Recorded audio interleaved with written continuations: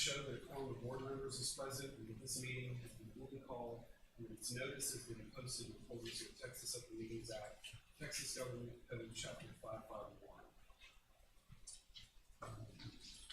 We do not have any community input this afternoon, so we'll move to our first action item on the agenda, which is consent agenda. Mr. President, I move that we adopt the consent agenda as presented. Any questions or comments? Seeing none, all those in favor of accepting the consent agenda items presented, please raise your hand. Passes unanimous. Thank you. Next item on the agenda is consider approval of a recommendation to proceed with bond election in November 2023 to be called on August 21st, 2023.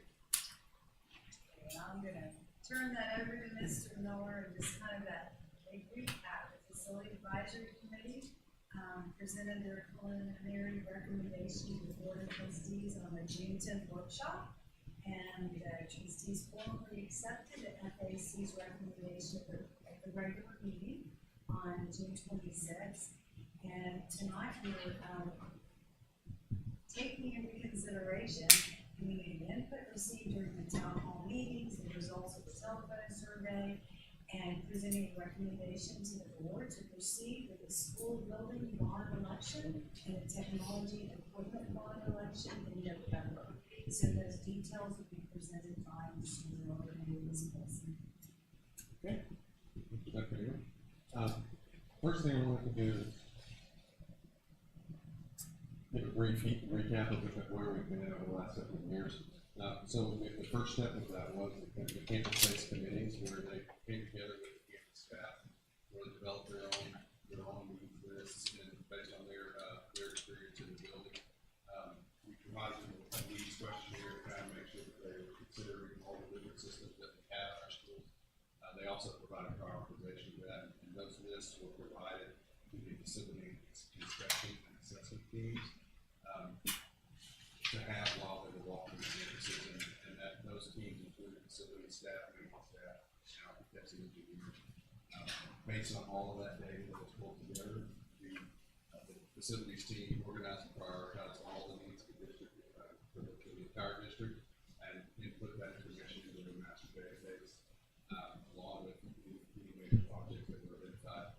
That information was submitted in large binders, both to the Board of Trustees last summer and to the Facility Advisory Committee earlier this year. The committee had 7 meetings. I've got the dates up there. We started here at the Education Support Center, and the committee toured Green Elementary, Hall Elementary, Clear Lake Intermediate, Live Elementary, and Clear Lake, the needs out there. The final meeting was held on May 16th, where the committee developed their recommendations for trustees, and that preliminary FAC recommendation was provided to the board at June 9th. Based on those meetings and the deliberations, the committee did do a preliminary recommendation, which totaled $614 million for a November 2023 election. That would result in a 7.2 increase in the INS tax rate for $100 valuation. It includes the renovations of the 40-plus-year-old schools, safety systems, priority repairs and infrastructure, Vision 2030, and several committee additions. It did include technology infrastructure and instructional technology, and then athletics and fine arts improvements. The board did accept the initial recommendation on June 26th at the workshop, and then authorized options for community input at that same meeting. And I will turn it over to Ms. Paulson to start with the community input section. Thank you. We did have the opportunity to share information both online and in person with our community. Online, we had a lot of good information out there for the public to go through, including enrolling in a Budget 101 course, which we had approximately 52 people who completed that, which we're excited about, that people took the time to do that. During these community input meetings, we did ask individuals to give us just their informal poll if you will, as well as those online. So all of that information, all the comments have been shared with the board. When I share this data with you, it's very, very informal. This is not scientific because there really people could have voted multiple times. So there's not really a way to tell you definitively how people would land with any one of these options. But of those three options, option one, which was a 248 million, this is just the online, it was 37% of those said yes, no, and 9% unsure. The $394 million bond, it was 27% yes, 64% no, and 9% unsure. And then option three, which was the total amount, it was 37% yes, 56% no, and 6% unsure. We then conducted a phone survey. It was conducted by Bass and Associates. We have used this company for the two prior bonds, and their numbers, I can tell you from our results of both of those bonds, have been pretty spot on, plus or minus a couple of percentage points. They do have a 4.9% margin of error in the total sampling. So that's a total of about 400 people they called, but they made sure they were geographically represented, demographically representative of this area. And that information has been shared with the board through a Friday packet, but this is pretty much a summary. Through the multiple questions they asked them, they started off with what they would consider to be an uninformed ballot. So if somebody who simply went to the ballot on November 7th and had no prior knowledge of what was happening and were asked about these proposals, right out of the gate, 60% would support a $240 million bond proposal, and 52% for 394, and then 36% for 614 million. And then for the informed results, these are people that they went through various options, that are elements that are involved in these packages. And so once they became an informed voter, these were the results. We had to pull out the technology because that would be its own proposition on the ballot. So all in all, it's, we're very fortunate to live in a community where voters are very supportive of us, even in a very lengthy phone survey. They even took the time to complete that. As you know, it's hard to get people on the phone, let alone to participate in about a 16-minute phone survey. Thank you, Elena. So based on that input, also considering the upcoming data and the importance of that, and really reviewing the questionnaires, reviewing the survey results, including the level of engagement. We had some different layers of support. Some was really strong and some was relatively strong. So based on kind of a review of all of that information, we're recommending, based on that community input, that we proceed with the November 2023 bond election for $302 million, which is estimated to be a 0% or 0 cent tax rate increase to the INS rate. That really includes priority one, repairs and infrastructure, as presented to the committee. A few committee additions that were actually items that we had pulled in as we were going through the FAC that we did determine were very important to us, including custodial equipment and I think the East Ag expansion. Those are things that we really felt were important, and we asked them to consider those. They did and did recommend them. So we have included those in this recommendation. It includes technology infrastructure, which we need for the next 5 years, instructional technology, and then athletics and fine arts improvements. We did include the athletic equipment and visual and performing arts equipment and instruments in that package. So really, essentially, it's all of our priority one items and defers into a future election the renovations of the Asian schools at Clear Creek Intermediate, Clear Lake Intermediate, Seabrook Intermediate, Armand Bayou Elementary, and Green Elementary. It also defers to a future bond, Vision 2030, and then the fine arts improvements at Clear Falls and Clear Springs, and then several of the committee additions. So what we were looking at, we put either May of 2024 and or May of 2025. It would be really up to the board on how that would actually roll out. But we do believe that those items are important for our future, and that they need to be considered and move forward in the future. However, based on all of the things that we have considered, including the Vader, we felt like focusing in on the essentials for this November election would be the best approach to this. So that's really, we can answer any questions you might have or discuss however you'd like to, and we can move around between these to kind of recap some of the numbers. Really open it up for you. Okay, thank you, Paul. Any questions from the board? I guess maybe I have this question is, what we decide tonight, what is the go for what's on the ballot? I'm sorry. Is what we decide tonight, what we decide will be on the ballot? Yes, for sir. the voters? Yes, sir. What we talked through tonight would be what the final bond proposition language would be done by the bond council and would be presented to the board for consideration for calling an election on the 21st. Is it possible still to make changes? Sure. It's board prerogative to do that. Yeah. I know I brought this up in our last meeting, but I'll mention pH green. Is it possible to have that its own proposition outside of what that $300 million is? Is it possible to have a separate proposition for one school? Sure. It can be set up that way. Our recommendation is what we have presented, but you can change that recommendation. You can split it into more than one referendum as well, or more than one proposition on a referendum. Could we add it to the proposition that y'all got or that y'all provided us last time? The board can choose to do any of those things they would like. Yes. Yeah, maybe just to add a little bit of color to that idea.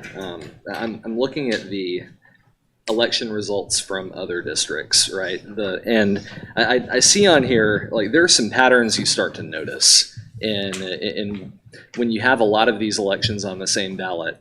It seems like typically voters are more favorable toward Vaders. They're more favorable toward technology.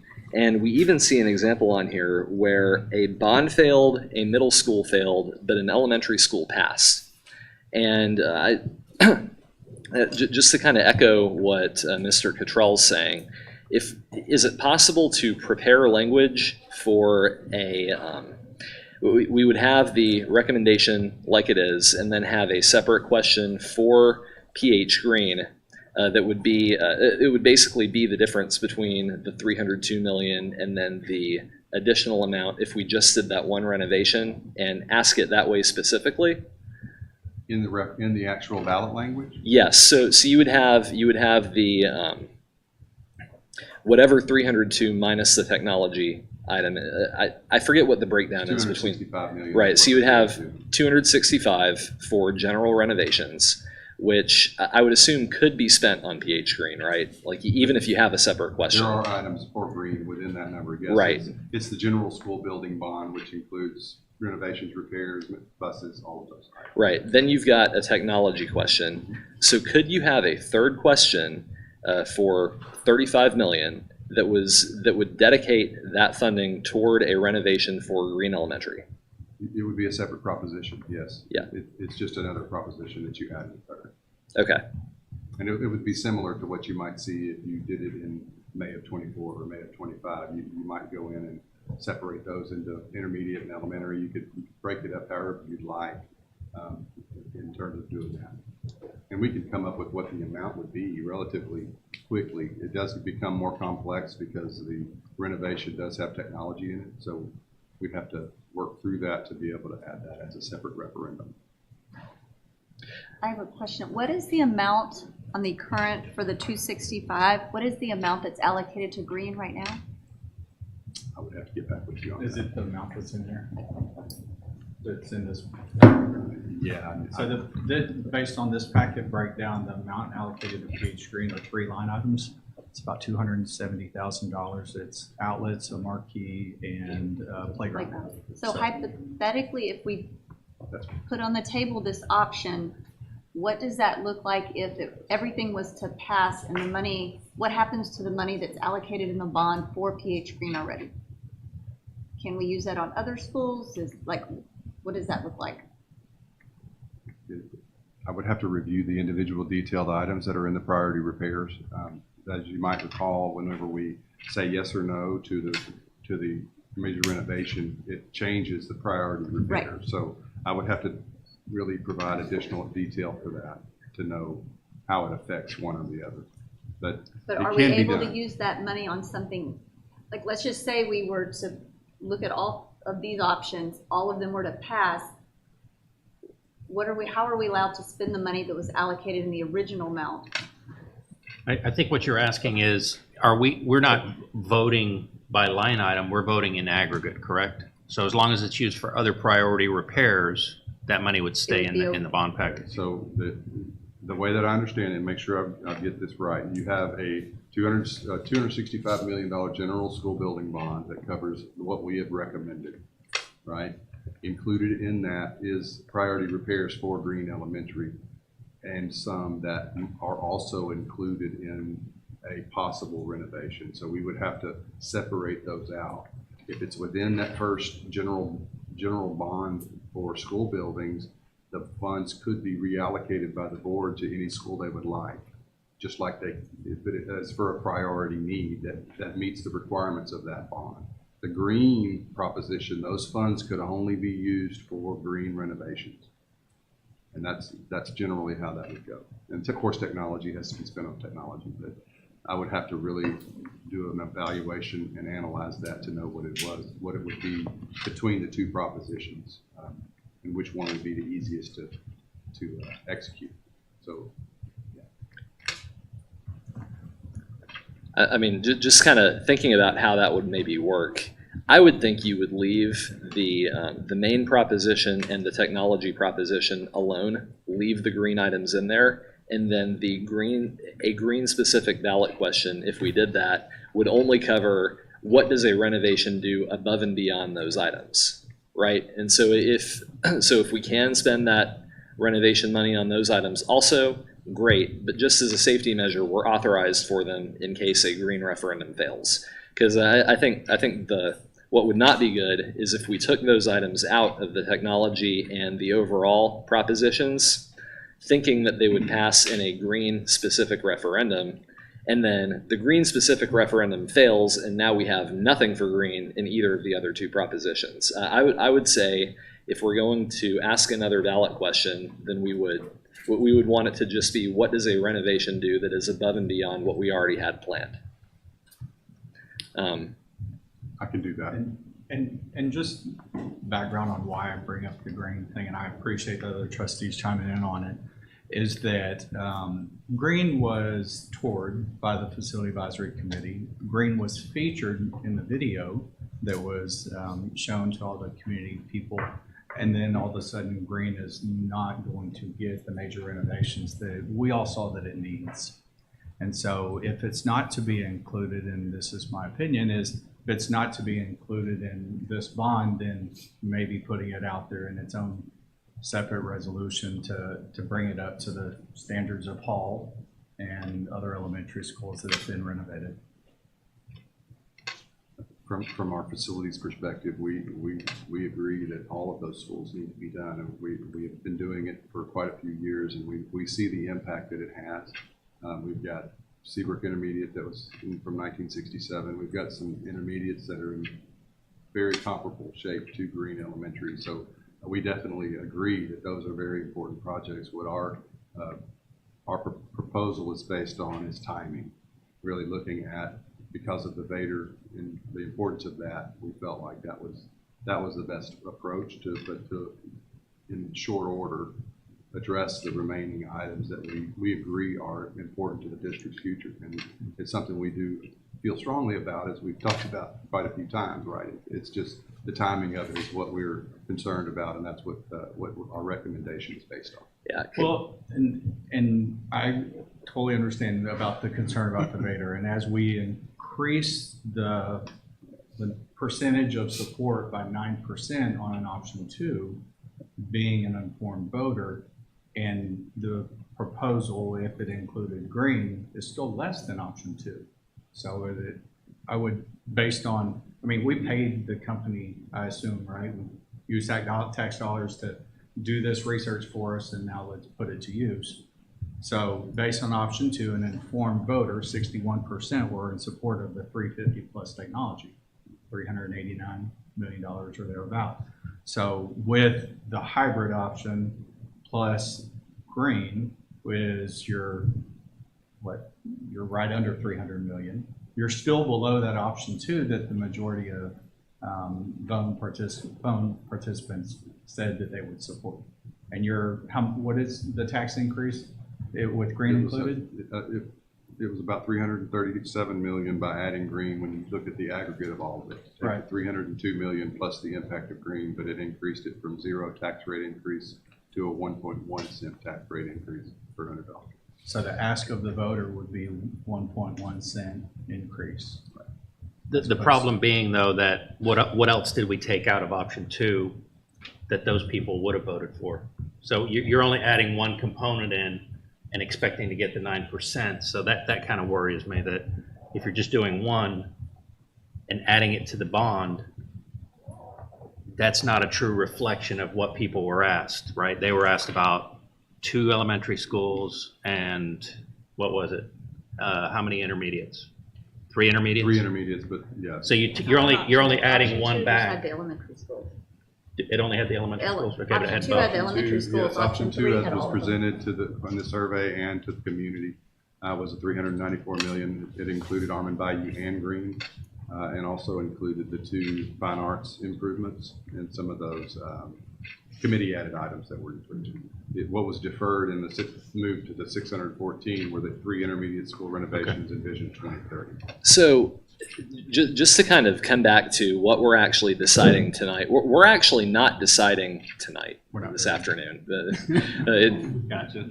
Kind of get turned around. But anyway, what we're deciding today is just what to recommend our bond council prepare language for. But then a final vote is still going to happen on the 18th to actually approve the bond language, right? 21st, sorry. Correct. And so if we make a recommendation tonight to prepare 3 questions, which would be the main bond issue at 265, the technology item, and then a green specific question, we still have time between now and next week to think through what that would look like from a messaging perspective, look at data, and decide whether we think it would be a good idea to add that on or not.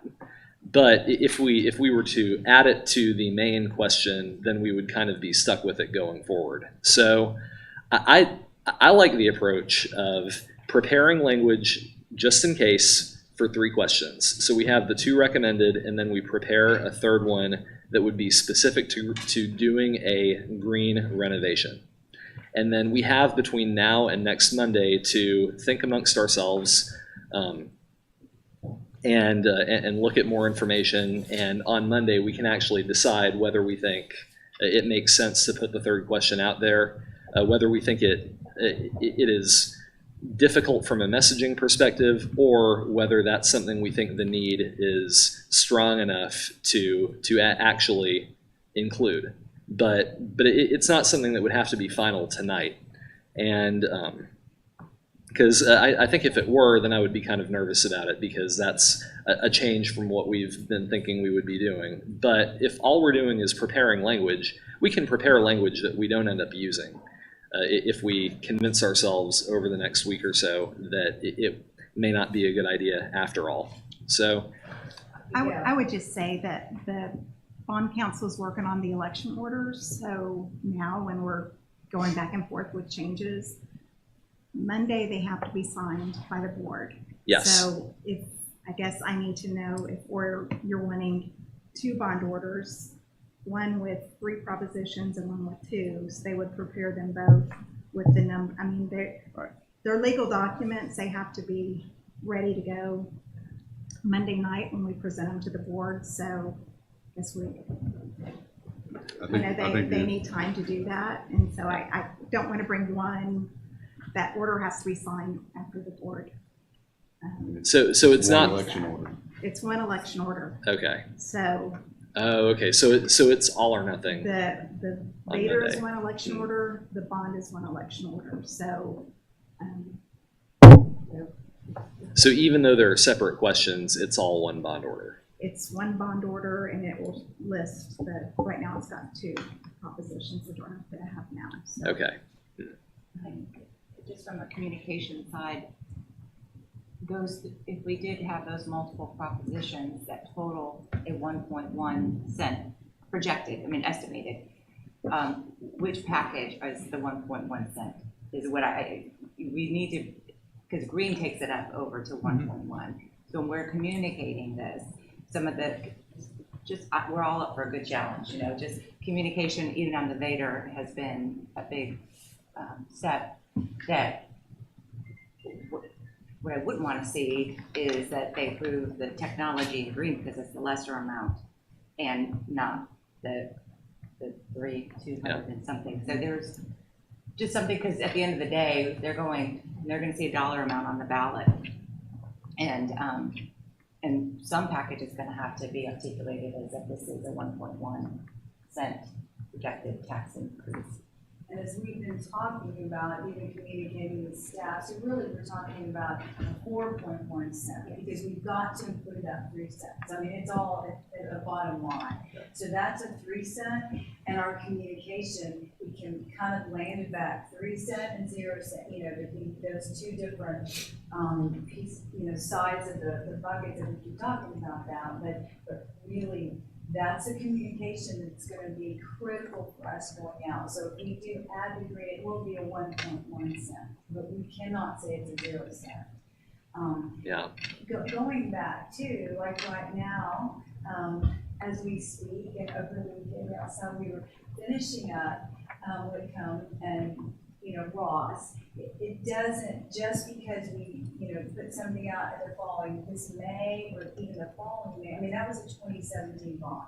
So these don't happen. We would probably, and I talked to Mr. Miller, this would be a priority of repairs and replacements first. Let's make sure that we don't have air conditioning units that fail and that type of thing. So, and I'd say 100% priority Vader first, priority repairs and replacement second, and then those renovations. I mean, and that's the order for the functioning of the district. That's very clear as we've gone through that. So that was the recommendation, but certainly consider something in May. I mean, especially going back, talk about the communication. Now we're looking at renovating our buildings and adding at least the 2 elementaries, not just singling out one, but we did have 2 from the Facility Advisory Committee. And, there's 5 schools that need support. 3 intermediates, and Clear Creek Intermediate, we didn't tour it, but it's definitely on the top of the list too. So I would say that Green was one that we toured, but the others are certainly concerned, and they do need that support. It's a messaging and kind of how do we prioritize and how do we get what we need to function, and then continue to, we've got to have these renovations. And then going over to see Whitcomb and Ross, it's amazing. I completely agree we need that. But is the timing right on this messaging? And we appreciate Ms. Benzai did a lot of homework. It's not a guarantee, and it could be a guarantee that there's a pick and choose of a couple of things that don't really support our priority needs. So that's kind of where the recommendation came from, and we've really gone back and forth on that. Appreciate the conversation. And I'd like to reiterate too, when we present this information to the FAC, that when we spend a lot of time really evaluating those things that are the highest priority of timing, because they are time-based. The repairs that are necessary, the life cycle items, when you look at those priority repairs and replacements, those from our facility side, those are the priorities first. You've got to keep the buildings we have operational, number one. And those things have a much greater impact if they don't get done as quickly as we have them laid out in the calendar than the renovation. So the renovation, while they are very important, they are very large numbers too. So we have to be cognizant of inflation and how that lays out in the program. But we would be able to shift some things around in that plan to do Green and Almond Bayou at a later date. So as long as you don't go too far, right? There's some inflation already built in, but not very long. Yeah, so it kind of seems like the worst time to go to a school is when it's already on the renovation list, right? Because there's kind of a constant amount of investment that happens in all of the schools. When things break, we fix them. When there are cosmetic needs, they're fixed. Until you start getting close to that renovation, because I think then the mentality becomes, well, we're going to renovate it in a couple of years anyway, so we don't want to put in a bunch of new wallpaper that we're just going to have to tear right back out. And I think, which is a good impulse usually, and I mean, we don't want to waste money, but what I'm worried about for a school like Green is we end up in a position where we know the renovation is coming, and so we're not investing in the school quite as much. And if that timeline just extends and extends and extends, then suddenly you end up in a situation where the school is like constantly waiting for a renovation that never arrives. And so I think if we don't move forward with a green renovation on this bond, we at least need to make sure, and maybe it's not even through bonds, maybe it's just through capital and contingency spending, that we're at least keeping green on a good level, and we're not putting things off needlessly in expectation for a renovation that could be several years away. So, I mean, can you speak to that at all? Sure. And when we broke those up and we created the 302 million, we were sure to include all of the items that we needed to make sure Green was able to continue into the future without disruption. Now, are there are some architectural cosmetic items that we did defer because they would be torn up with a renovation. But any kind of electrical mechanical systems or anything that affects it are included as a priority one in the 302 for both Green and Almond Bayou and for Clear Creek Intermediate Clear Lake, because we can't guarantee when that would happen. So we've got to make sure that our facilities are operational. But we did defer cosmetic items and things that are in pretty rough shape in all of those schools. And we deferred them to make sure that we're not tearing up needlessly finishes we install when we're going to likely renovate in a couple of years. Yeah, I appreciate you bringing up the Whitcomb one, because I looked at the comments following, y'all's visit out there and the posts and everything, and seeing things that hashtag beaming with pride. Green deserves that. And it's the concern of kicking the can down the road, and some of the feedback we got recently was voter fatigue, and so if we don't do it now, and then the voter fatigue, and we'll have those conversations about, do we do it this May? Well, then it's no, and then it's the following May. And all of the videos and all the information, everything you've learned about Green is just getting kicked down the road. While they deserve a facility that inspires the educational excellence that we all stand for. And, Hall looks amazing. Whitcomb's going to be amazing. Ross is going to be amazing. Green's older than Hall. The last bond had about $1 million, I think, in renovations for Green. It was a little under $5 million for Almond Bayou. So they're a little ahead of where Green's head, even on the cosmetic end of everything. So I read these comments about the hope and the excitement of what Whitcomb is to the faculty and the families and the community, and it's time that Green get that as well. So I still think that we need to consider it, and asking for 1 cent is not too much. Yeah, but you've got 4 other schools that got pulled. Well, so I mean, at that point, we're talking about green. We've pulled the other 4. That concerns me at that point. That does. I mean, you've got 4 other schools that were toured or are on the list to be renovated, and we're only going to focus on one. That I feel like that's So, you know, if you're gonna add a second or a third, maybe you go all in and you do all the middle schools and the elementaries, and just like these people did, and see who wins. Is it the elementary or the middle school? I feel uncomfortable with talking just about one school when there were 5 originally. Am I correct, for major renovation? That's, Yeah, I want to make sure, I didn't know if Mr. Cunningham or Mr. Larson, Ms. Check, if anybody else had any other comments. I wanted just to offer just a few things, but I don't want to speak before you all get a chance. I would just like to say the only reason we're talking about green is because of the 5, it clearly had the most need. And if it wasn't that for our concerns that it was as rough as it is, we would not be bringing this up.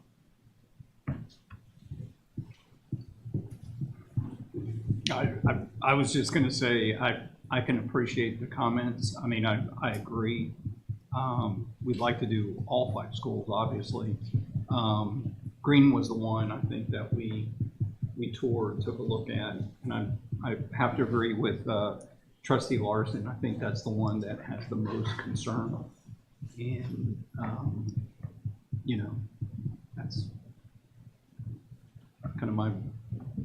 If I could summarize, I think our real problem here is we have facilities needs at a time when we don't have the money we have traditionally had in the district. And that's, we're dealing with that. It's a rock and a hard place. And there aren't any good, easy answers, that we would have already found them.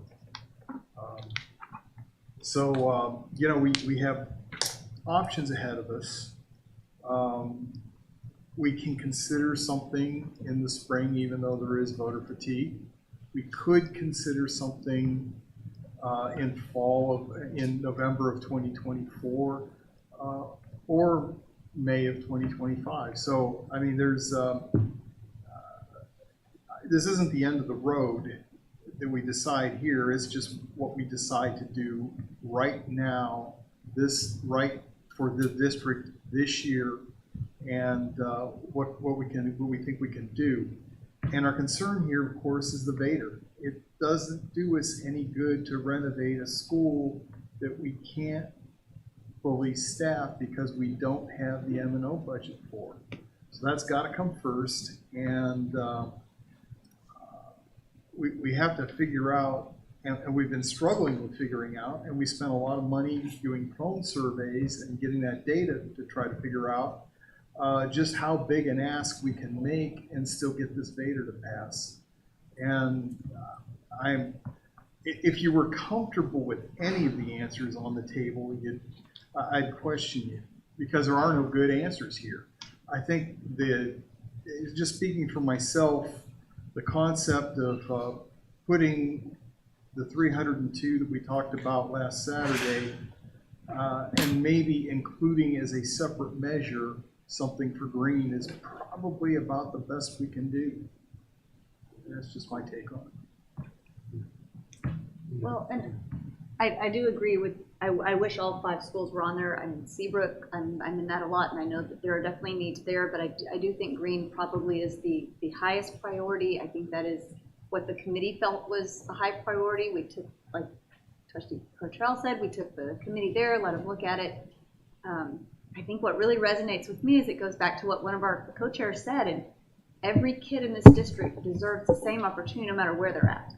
And I know that we can't afford that right now to all 5, but I think we can start with a focus. I like the idea of tossing around the idea of having green as its own proposition. I think we still, you know, as a district, we went out and we asked and we did the phone survey, and the voters, granted, like you said, we did take some things out, but according to that phone survey, we would have been able to pass option 2 as it was presented. So even with green, we're still below that, with that as a separate proposition.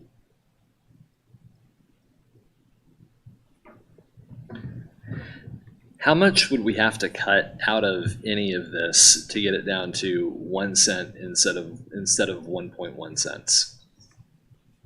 Green. Huh? Just kidding.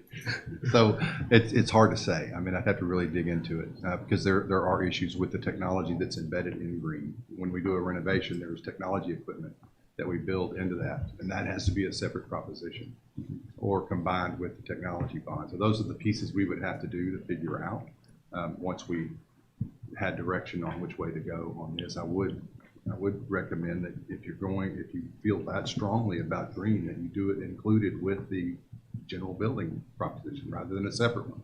Because then you could run the risk of them picking the lowest one and then not passing the one that we really need.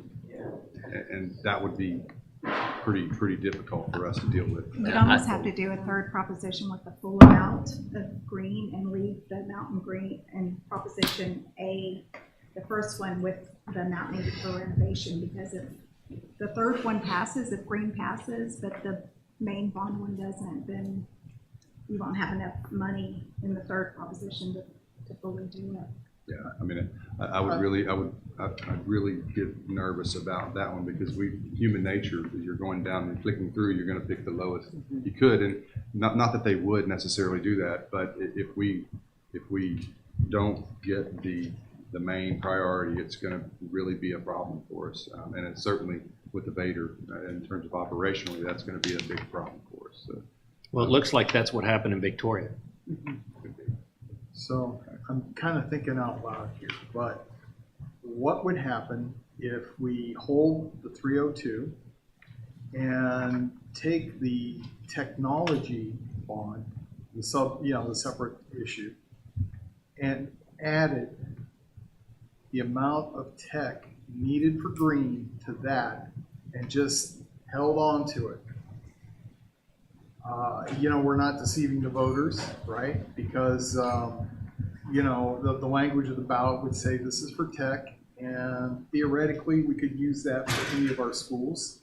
And then sometime in the future, we could come back and look at doing the structural renovation on green, and we'd already have the technology money for it in hand. Good. And I don't think it would be a huge delta to the technology. No, I it's don't not. think it would add any pennies to the tax bill. I'm just throwing that out there for consideration. Can you repeat that? Sure. Just assume that we were going to pass the renovation for green. That needs a separate tech budget, right? A separate tech ballot issue. Take that money, I don't think it's much, add it to the tech money for the $302 million version, and just put that on the ballot. Just inflate the tech item just a little bit to cover green, and just hold on to that extra tech money for a green renovation later. So that you wouldn't need two separate ballots. Yes. Yeah. Yeah. We'd already have it. Well, I mean, if we do a renovation item later that includes other schools, those other schools are going to have tech items also that would not be anticipated by this by this increase. True. And I get the sense too that the 35 million for green, or whatever that total is, some of that I'm sure is new wiring, new alarms, things like that. But my guess is that the majority of it is studs and walls and roofs and foundations. And Generally would not include the roof, but it's really inside the building envelope is part of that estimate. yep, just like the others. Yeah. I mean, the problem you're really trying to solve is that Green Elementary it's not one building, it's a bunch of buildings that have been cobbled together over time, and just like all of the old schools have been. And so if you can tear a lot of it down and create a new cohesive unit, then it's good for utilities and maintenance and everything going forward. And our new schools are built that way, which is why we may never have to renovate them, but our old ones are not. So, I mean, is that a fair summary? It is. I mean, ultimately, for a phased demo rebuild is a lot different than adding on and then renovating. So if we were considering doing a rebuild, we would have to reprice those kinds of things, because that's not how it was assumed. The structure itself is in good shape. We would we'll basically do what we're doing at Ross and Whitcomb, and we did at White. Got the inside and make any repairs necessary, and then rebuild it within the existing building with some addition to connect things. And we would work through that, and that's all included. What's not included would be a phased demolition and accounting for keeping school going during that. But you are, I mean, you're getting rid of atriums, you're getting rid of corridors, you're getting rid of like the Very, very similar to what we've done at the other schools. For Right. renovation. just every structural liability we know of, we're trying to take care of. I did look up, it looks like it's about 890,000 for technology in the green renovation that we would have to account for one way or the other. Right, so not even $1 million. I mean, I see both sides of it, and I kind of wish we had another workshop in between now and Monday. This is it. But I mean, having to give some kind of direction today, could we have bond counsel prepare two different versions, and maybe one of them would be a bond that included green, and maybe we could make some cuts to try and get it down to 1 cent instead of 1.1, just because I really don't like 1.1 from. It's a rough estimate. That would be something that Allison and the advisors would have to help me with.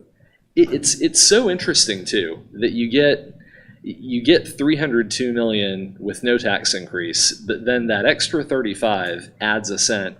And it kind of seems like there's some runway, and then it just stops, and it gets really high all of a sudden. That is how it works. It's based on your debt service requirements over time, and the value of the tax rate with the property values provides you that running room up to a certain point.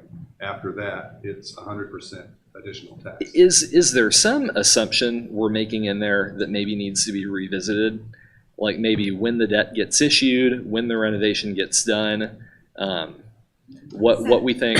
Yeah, so the numbers that they provided us were actually going over a little bit. We're assuming we'll keep it at 27 cents, so the numbers were popping up a little higher than 27, lower than 27 and a half, but we felt like we could make some modifications with pushing our bond sales back, and it's just a estimate at one point in time, but certainly when they sell the bonds, there's, you can do structuring to do that. So we bumped up our interest or our property values with our projections going up a little bit. So we're pushing it with a no rate increase. So anything over At what we're 302. talking, it's going to require an additional tax rate increase. So that basically you're kind of already doing most of the financial engineering you can around the assumptions to get to that point. Okay. Yeah, we did move the first bond sale back 6 months from when we had it shown originally, because we do better cash management when we're doing our bond sales, when we're doing our projects. So we already kind of worked through that, and that was really the 302 is where we landed on that, and we felt pretty confident we could get that at 0 cent tax rate increase based on the growth we had projected. And Anything you over that might be a little tough.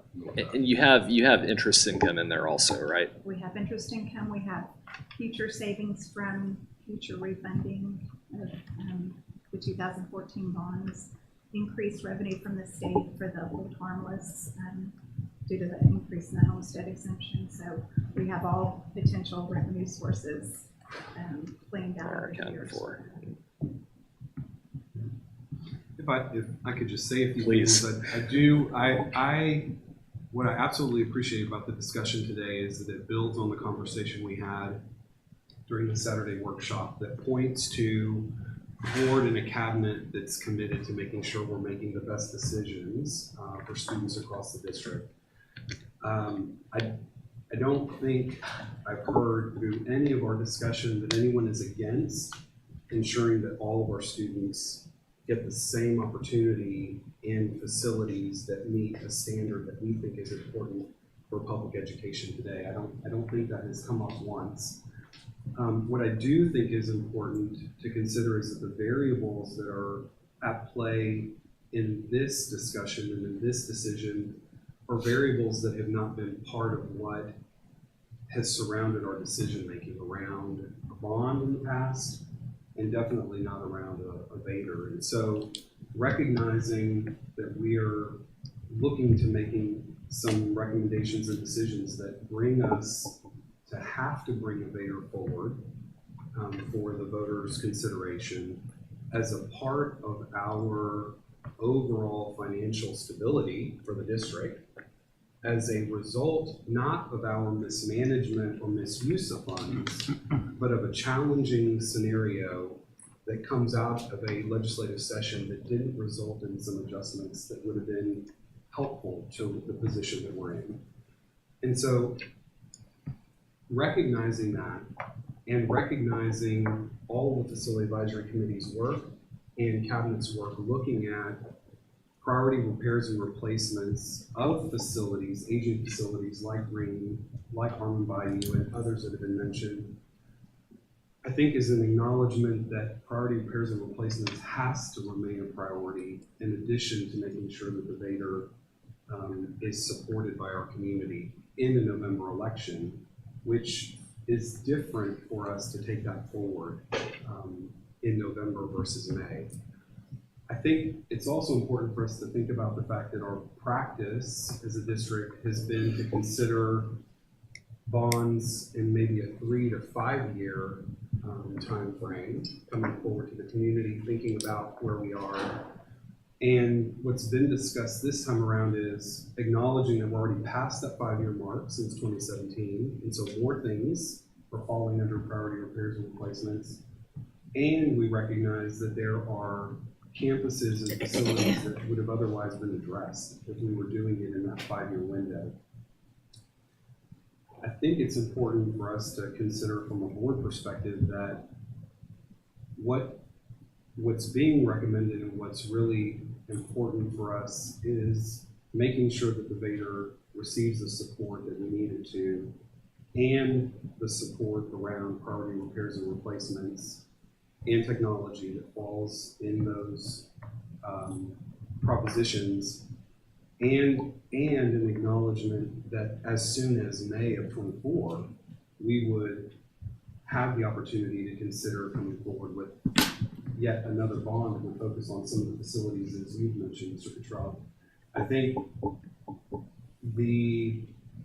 if we were talking about 3 years or 5 years, I think it changes the discussion. I think if we're considering 6 months, and I'll just say that this coming May of 24, we will have district-wide election from a trustee perspective, and so we'll be going to all the voters anyway, so there's not additional costs that we would incur from an election standpoint as a result of considering bond items in May of 24. I don't believe. Is that true, Allison? Okay, thank you. So I think keeping that in mind, and I think to Trustee McKay's point, the survey information that we gathered is really to provide us kind of an initial litmus test of what do the voters think, how would they respond, and it does provide valuable insight that has been helpful in past bonds with a fair amount of accuracy, not completely, and in the past has not included a Vader, but thinking about selecting Green but not considering the other schools as something that we would pull up feels disconnected from the reason we were considering a decision or a recommendation that we were considering. It wasn't to say yes for some of the campuses, but no. And I think the last thing I'll say is I don't believe the decisions that we've made have been driven by, and I appreciate Mr. Bowen's comment about 1.1 or 1 cent and what would that look like. And I absolutely appreciate that. I think it's important for the voters to know that the decisions that we're discussing and thinking about are really not driven by tax rate. It's really driven by what is most critical to the district from a budget standpoint, as well as from a priority repairs and replacement standpoint. And I agree that if it's if it's zero, that's appealing when we go out, or if it shows up as zero, or if it's 1 or 1.1. I think focusing on that as a reason to add something or take something away was really not reflected in why we were moving forward. It was really more about recommendations, condition, and what needed to be addressed, I believe. So I just would want to make sure people don't think we're deciding based on what the tax implications would be. Because I think your other point was there's already a debater that's going to be some level of implication to the tax relief that they see from the homestead exemption.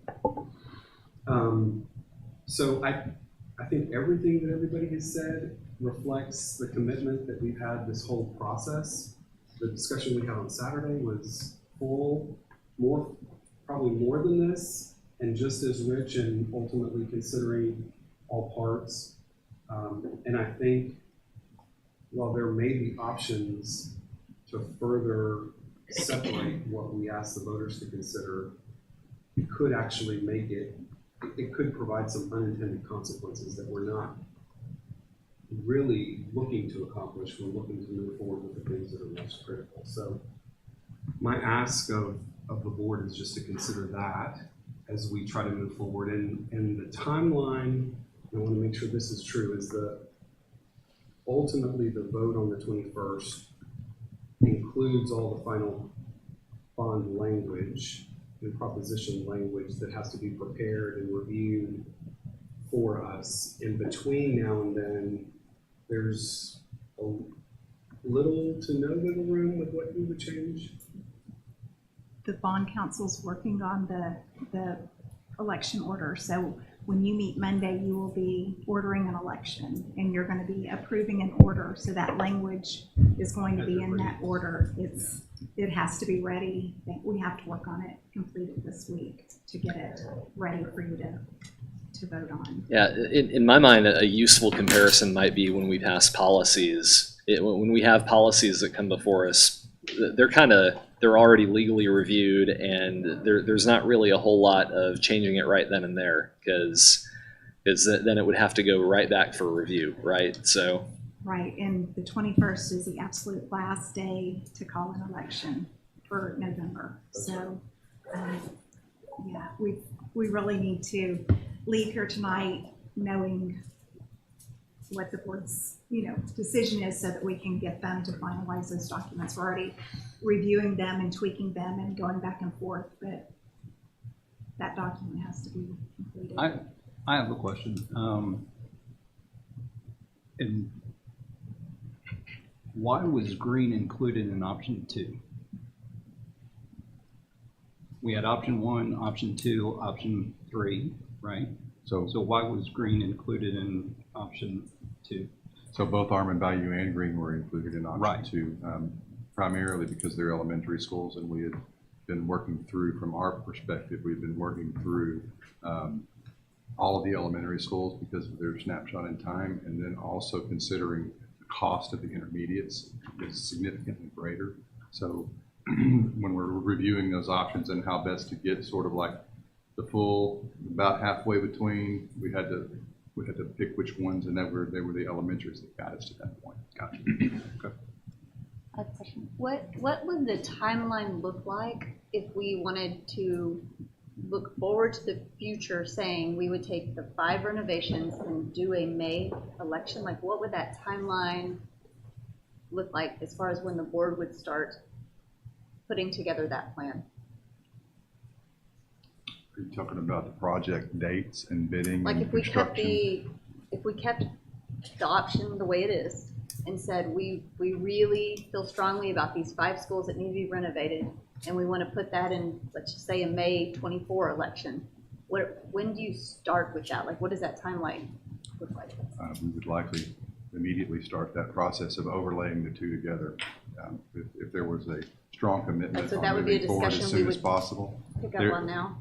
There's a possibility that based on our current calendar, how we laid it out, because it's a 5-year program, you've got to be careful on how you lay those out to begin with. So Alex and his team, we really sit down and look at when would we actually do it, because you have design work that generally takes a year. And so when you start that process is dependent on when you want to bid the project and then when is construction going to happen. So all of that has to be determined, but if the board is committed to that, we would begin that immediately just to make sure we could decide how we would lay those out. And if we did that, what timeline realistically would you think that, let's just say Greenwood, like where would that fall? As far as when that could. We'd have to really evaluate where we are, because there could be some things that are at other schools that are failing that we don't want to get rid of. You know what I mean? So we'd really want to dig into it, and I want to give you an answer immediately. Some of the projects that we had were already further down the road because we had to lay them out to where we could manage those projects. So it could be that one or more of those may keep the same date that it had in the original. Some may slide, which we'd need to review the inflation that was provided and make sure that it was still accurate. I have a question. Would, if we did a May election, would the dollar amount of the May election would be in the same tax year as this November election, right? So just by way of example, if you were to add $300 million of spending to a bond in the bond that we're planning for November, that would be a 7-cent tax increase or something like that. If you do it in May instead, that's still a 7-cent tax increase. It's not like we get to the new year and we get to recalibrate and see what appraisals do and maybe it comes in lower, right? Like it all goes in the same year. It's really a maximum tax rate based on a snapshot in time and the estimates that you're using to create it. Right. So historically, we've never really even met the maximum tax rate. That's really what we're talking about when we talk about 1 penny. That's the maximum it can go up, but it's likely to be less than that. And so we would have to call a May bond election in February, right? Correct. So do we get any information between now and February that helps us zero in on an estimate of what the effect of that bond would be?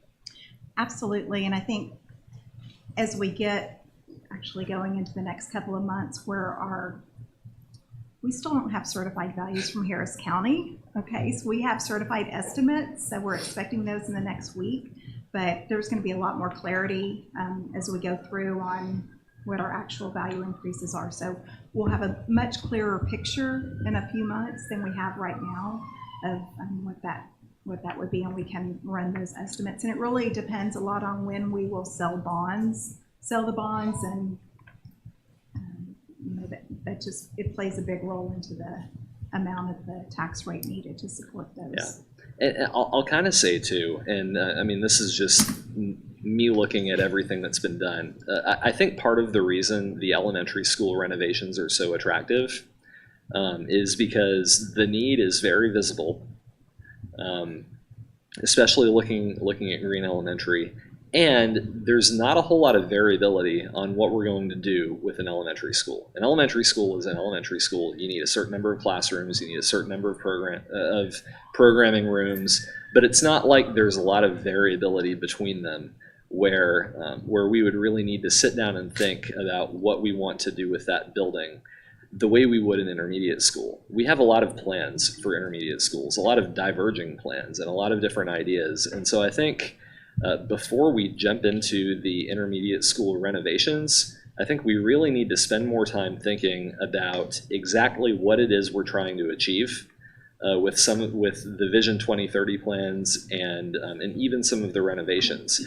It may very well be the case, depending on what happens in November and kind of what our plans are going forward, that we end up modifying the science magnet program. And so if we did that, it would change what we want to do with Seabrook Intermediate. And it could be to do more than we thought we would in order to beef up that program. So, and I think that kind of applies to all of the renovations we're considering at the intermediate schools, is having additional time gives us the ability to really stop and think about what we're trying to do so that we don't make a renovation and then later on decide we left something out and have to do even more construction to add it back in. And so I think for a May bond election, I want to be sure that gives us enough time to really do some deep thinking about what our direction is for the intermediate schools. Whereas for the elementary schools, I think it's get going as soon as we can, honestly. And I mean, maybe I'm alone in thinking that way, but Green and I think to a lesser extent Armand Bayou, we know what the needs are. We know what needs to be fixed. It's a get the money and go do it. For the intermediate schools, there's some more thought, I think, that has to go into it, both for all 10 and then for the specific ones that we're looking at renovations for. And whether we do that in May or later on, we need to make sure we stop and think about it before we do them, because that's really, we need to think of those renovations as our chance to do something transformative for those particular schools. And I think our philosophy should always be, we decide about programming first, and then we build the building we want to meet the program that we think we want to put there. So that's just kind of maybe it doesn't really change much on this bond question, but just kind of a preview of my thinking as we go into that process. Also, too, and just in thinking about elementaries, and just from a real practical standpoint, elementaries, the children are there for 6 years, and intermediate that's 3. So there is, you know, you're out of school longer. I mean, going back to that value of those elementaries, I just think there's something to be said for that. And you have larger at the intermediate. I understand that, but we had and really had talked seriously about a May election, you know, considering to present that for Armand and Green immediately, you know, and then just look at those intermediate schools. If something happened and the Vader didn't pass, our magnet schools would look very different. Transportation would look different. Schools would look, everything would look different.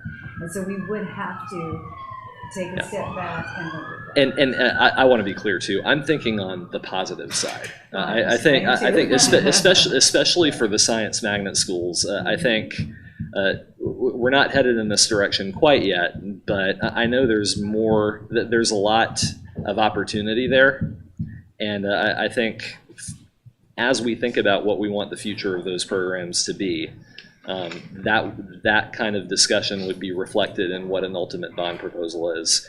But I mean, and kind of to the point that you spend 3 years there. I mean, you and I both went to Webster Intermediate at very different times. And but by the time I went there, I mean, it was in 2001 to 2004. And I mean, there were bullet holes in windows. There were trash cans in the hallway to catch leaking water, and I still got a great education there in the WAVE program. So facilities are a lot, but they're not everything. I mean, what really matters is the programs in each school, and so I don't want to put these off forever, but I really do see the priority at the elementary school, and it just gives us time to be thoughtful at the intermediate level. Any other comments or discussion? I just would like to say thank you again to Cabinet for helping us navigate some things that we haven't had to navigate before during some uncertain times based on how we're entering into this school year with lots of things that we know are so important to maintaining the district's quality and reputation. And ultimately being a place where students and teachers are doing their best and are able to be successful. With no other questions, I would entertain a motion.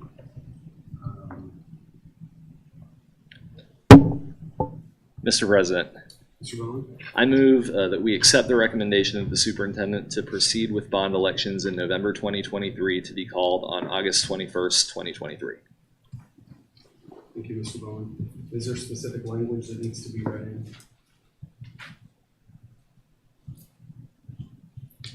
Okay. Since Mr. Bowman made the motion, should.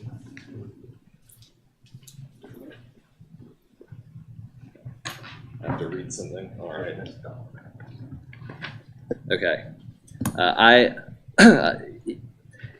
I move that we accept the recommendation of the superintendent to proceed with bond elections totaling $302 million in November 2023 to be called on August 21st, 2023. Ms. Rowan, any other comments before we take a vote? Seeing none, all those in favor, if you'll please raise your right hand. Those against? It passes. Thank you. Next agenda item is consider approval of contract for election services with Galveston County. Okay, we are bringing the contract with Galveston County to you tonight for approval. This is for them to administer a possible voter approval tax rate election and bond election. In November, they asked that we have this approved by August 15th, so that's why we're bringing it to you early. As you know, the county ran our election back in May, our trustee elections, and the elections went very smoothly. We're actually working with both counties right now. Harris County does not have their contract ready yet. The fee is actually contingent on many things, but the main thing is the number of entities that will contract with Galveston County to run their election. So I put in an estimated cost of $50,000. Our last trustee election was a little less than that. So as we get more information from them, we'll understand what the fees are. But the actual fees are outlined in the contract, but not how it's divvied up among the entities. So that will be pending. So we are asking that the board approve this contract for election services with Galveston County for the November 7th, 2023 voter approval tax rate election and bond election. I'll be happy to answer any questions. Yeah, I certainly have a question. This is for Galveston County. What would happen if we failed to contract with Harris County to hold the other half of the election? I mean, is that something that we could entertain? I hadn't thought about that. Sorry, can you say that again, Mr. Wilson? So Sure. to choose not to? Yeah, see, here's my problem. I believe we had good service from Galveston County. I think the rate they charged us was good. Their conduct in handling the election was good. I cannot say the same thing for Harris County. We were quoted a price, and I recall that I elected, I personally voted to have Harris County hold our last election based on a quoted price, and the price that actually came in was much, much higher. And in addition, Harris County is currently being sued over the conduct of that last election. And we even had legislation passed allowing the legislature to restructure the way elections are held in Harris County specifically. They singled out specifically Harris County based on its population as the largest county in Texas. So I have considerable misgivings about having Harris County conduct their half of the election. And I think it's just prudent to ask at this juncture, what happens if is it even possible to agree to have Galveston County hold half the election and have, say, for example, the district do it ourselves in the other half? Does that put us in a really bad spot? Where do we end up with all that? So the first thing I want to address is the fee. So they did quote a per registered voter fee. Harris County did, and the number of registered voters did go up right before, as folks go out and register. So their fee was fixed, it was stated in the contract, but the total was contingent on the number of registered voters. So just to clarify that, I really need to go back and I think it's possible if we ran the Harris County part. Logistically, it's going to be very difficult. I have one person in our office that serves as our election coordinator, and it's pulling this together is a big thing. So I really need time to go back and evaluate that and see how that would work. And I understand it really might not be practical in the long run, but just based on the performance of Harris County, I think it's something we at least ought to look into and think about before we make a determination on everything. The other thing is that we would just be handling our ballot. So folks would be coming, there's, I believe, 14 constitutional amendments Yeah, there's on yeah, the ballot that the folks, when they go to vote at the county election, they're going to have it all on and the their, mayor election on their ballot. And so if we were to do it, it would only be for the tax rate and the bond. So legally, are we even allowed? I thought the law was that in November we are not even allowed to have a separate election from the statewide election. That it has to be run by the counties. Because we ran into that in 2020. That's correct. When our election was pushed back into November, we were required to contract with the county. And what I kind of wonder, though, is Harris County, I mean, this is not something that we have hard numbers for, but there's a lot of evidence that Harris County does not do a good job of purging its voter rolls of people who are no longer valid to vote, deceased, have moved, things like that. I mean, just as an example, there's a registered voter at the house I lived in growing up. My uncle lived with us for a little while, and he registered to vote in 1994, and he is still registered at that address today in 2023, even though he hasn't lived in the state since 1995. So Harris County, I wonder if their registry is inflated just due to their failure to purge voter rolls the way they're supposed to. And does that create any kind of cause of action on our part where they're overcharging us for elections that we are required to hold with them, and so we would have a cause of action if that cost got to be too big. Can we sue them for not doing that? That's a legal question, and I'll have to defer to Mr. We McCann. have to look at that, but in terms of the structure of the contract, it's based on the registered voters on their roll. So, I mean, I think it's more a question of negotiating with them that to the extent we have any bargaining leverage to do so. Yeah.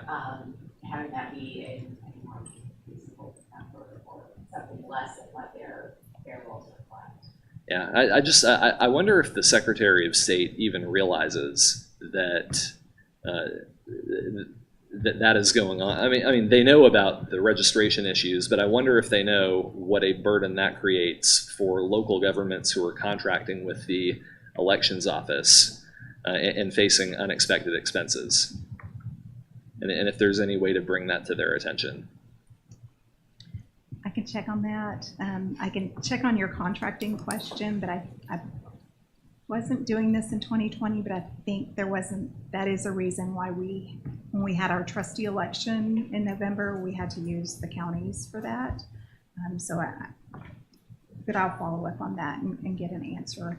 And I guess just going forward, it's a decision, maybe we need to talk more about is because we do have all of the brand new election equipment we've used one time, and so that's sitting there. So if we want to, as we move forward through future elections, we'll need to make a decision with what to do with that Yeah. equipment. And I'm still, as I always have been, I'm in favor of the counties running our elections for exactly that reason. We're having a mayor election. We have constitutional amendments. It doesn't make any sense to make Houston voters, of which I'm one, go to one place to vote in the mayor election and a completely different place to vote in the school election.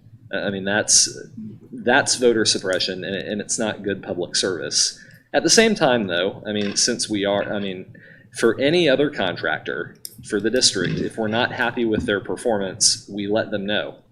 And so I mean, we're paying them hundreds of thousands of dollars, and it's probably something that could use some scrutiny, even if we would never change directions and run our own elections again, which I like having the counties do it, but if there's any way that relationship could be made better, or we could negotiate with them, or bring things to the attention of the Secretary of State, then I think we should be doing that, especially given all the other controversies around Harris County's election performance. Any other comments, questions? So I guess going back to Trustee Larson's question, are we able to postpone the vote and wait and vote on both at the same time? Because if we vote on Galveston County today and then we decide to vote on Harris County and that doesn't pass, and then we would have to run that one? Can't legally. I Or we really don't can't think that's legally? possible. Okay. I don't think it's possible. Okay. And I think if we don't do the Galveston County contract tonight, I believe they have a penalty fee that they have written in here somewhere that I don't think it's that much, but I feel pretty confident it would be very difficult to split those out like that. So Right. Well, that's what I'm saying. I wouldn't want to Yeah. split it where we're doing one county and Right. Galveston is doing the other. So Right. Any other questions or comments? I'll point out there's a provision in here that says, except for contracts consummated after August 11th, so we're already after August 11th, that the entity may cancel this contract without incurring any expenses by notifying Galveston County of its intention to cancel by no later than 2 business days after its candidate's filing a deadline of August 21st, 2023. The entity will be obligated to pay Galveston County a $500 fee if canceled after this grace period. So theoretically, if we were to find out that there's some extremely compelling reason in the next week that we wouldn't want to have the counties do it, which I think we're legally obligated to anyway, but if something came up, we could take another vote and cancel it and pay a fee. Yes. But I think today, though, we probably need to just move forward with having the counties do it. Any other comments? Seeing none, I'll entertain a motion.